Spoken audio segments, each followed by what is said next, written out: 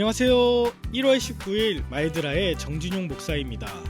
오늘도 마이드라에 오신 여러분들을 환영하고 축복합니다. 여러분 매일매일 나누고 섬기는 삶을 살고 계시죠? 맛있는 음식도 나누시고 또 귀한 말씀도 나누시고 또 이렇게 댓글창을 통해서 받으신 은혜를 나누는 것이 너무너무 기쁘고 감사한 일입니다.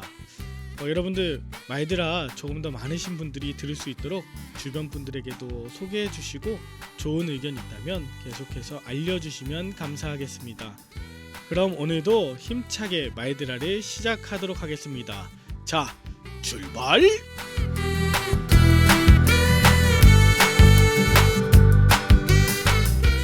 자, 오늘은 창세기 15장입니다.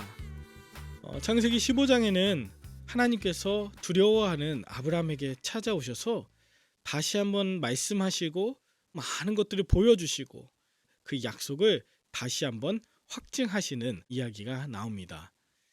하나하나 좀 살펴보면요, 어제 창세기 14장에서 아브라함이 엘람왕 그돌라오멜과 전쟁에서 이기지 않았습니까?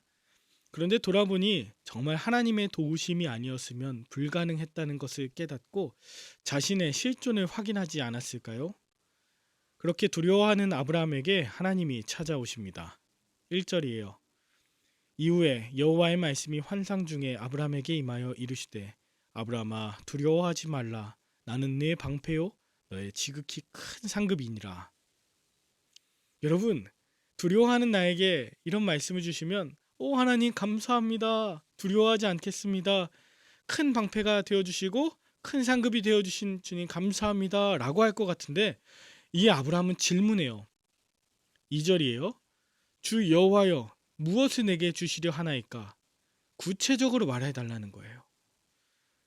그러면서 계속 이렇게 말해요. 나는 자식이 없사오니 나의 상속자는 이 다메섹 사람 엘리에셀이니이다. 주께서 내게 씨를 주지 아니하셨으니, 이렇게 말해요. 이는 이전과 다른 아브라함의 자세죠. 지금까지는 아이가 없음을 사라에게서 원인을 찾았죠. 그런데 지금은 주께서 내게 씨를 주지 아니하셨으니, 그러니까 그만큼 지금 자존감이 많이 떨어져 있는 상태였습니다. 그런데 하나님은 그런 아브라함을 위로하시면서 3절에 네 몸에서 날 자가 내 상속자가 될 것이라 라고 말씀하세요. 능력 없어하는 그를 위로하고 격려하시는 거죠. 그리고선 이제는 아브라함을 데리고 밖으로 나가십니다. 그리고 고개를 들어 하늘을 보라 하셔요. 밤하늘에 떠있는 수많은 별들을 다 셀 수 있냐고 하나님 물어보셔요. 아니요, 셀 수 없는데요. 네 자손이 이렇게 많아질 것이야. 이렇게 빛나게 될 것이야. 이 땅 너에게 주어서 너의 소유가 되게 하려고 너를 갈대아인 우르에서 이끌어낸 내가 여호와야. 이 말 들었을 때 아마 아브라함의 눈가가 촉촉해지고 코끝이 찡해지지 않았을까 싶어요. 그런데 거기서 만족하지 않고 아브라함은 다시 한번 질문합니다. 주 여호와여 내가 이 땅을 소유로 받을 것을 어떻게 무엇으로 알리이까? 이렇게 질문하는 아브라함에게 여호와께서는 3년 된 암소, 3년 된 암염소, 3년 된 수량, 산비둘기, 집비둘기 새끼를 가져와 쪼개고 그 쪼갠 것을 마주대하여 놓으라고 하셔요. 이것은 내가 너를 축복하겠다는 계약인데 이것이 제대로 지켜지지 않을 경우에 너나 나나 이렇게 짐승들처럼 쪼개져도 좋다. 생명을 건다는 의미예요. 하나님은 두려워하는 아브라함에게 밤하늘에 수없이 빛나는 별들 그리고 쪼갠 고기 사이로 지나는 횃불 일명 시청각 자료를 통해 그의 믿음을 견고하게 하셨던 거예요. 저도 이런 비슷한 경험이 있습니다. 지난달 12월 중순인데요. 교회를 사임하고 경남 거창이라는 곳에 다녀왔습니다. 그날 거기서 배웠던 목사님과 여러 가지 대화를 나누던 중에 그 목사님이 제게 보여주고 싶은 것이 있다고 하시면서 근처에 수승대라고 하는 곳을 검색해서 함께 가게 되었어요.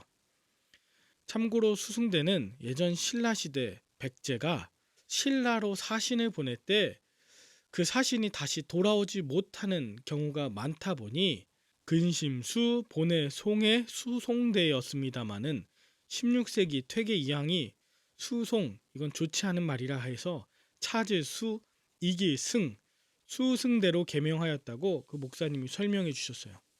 저는 속으로 이 수승대에서 무슨 승리를 찾게 하시려나 싶었어요. 그런데 입구에서 한 5분 정도 걷자 그곳에 정말 상상하지도 못할 정도로 멋진 광경이 펼쳐졌어요. 어마어마하게 많은 물들이 막 쏟아지는 계곡, 소나무가 우거진 그 무릉도원, 그 가운데 커다란 거북바위가 하나 있었는데 끊임없이 푸르른 하늘, 그곳에서 숨을 들이키며 엄청난 힐링을 하고 있었어요. 그리고 거북바위 주변으로 흐르는 그 엄청난 물들은 제 지난 감정의 찌꺼기들을 쓸려서 깨끗하게 닦아주는데 충분했습니다. 그런데 그때 목사님께서 여기를 한번 보라고 하시면서 이것을 보여주고 싶었다라고 말씀하셨는데, 그게 뭐냐면 우리가 딛고 있었던 그 큰 안반에 파인 틈으로 고여있는 작은 물들이었습니다. 그것은 아마도 지난 여름 장마 때에 넘쳐 흘러들어온 물이었을 거라고. 그런데 거기에 고여서 더 이상 흘러가지 못하고 있었던 거예요. 목사님은 그것을 빗대서 제게 이렇게 말씀하셨습니다. 정 목사님, 아픈 과거의 상처에 머물러 고여있지 마세요.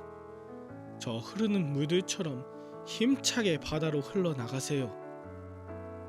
그러면서 그때 제 슬픔의 감정, 짓누르는 두려움으로부터 제가 완전히 해방되는 것을 느꼈습니다. 그곳은 제게 근심의 수송대가 아니라 승리를 찾게 한 수승대가 되기에 충분했고 자유함과 치유함의 장소로 기억이 됩니다.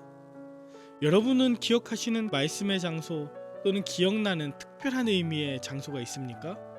어떤 분들에게는 오래된 목교회가 될 수도 있고, 어떤 분들에게는 부모님의 산소가 될 수도 있고, 또 어떤 분들은 저 멀리 북녘이 보이는 통일전망대가 될 수도 있겠죠.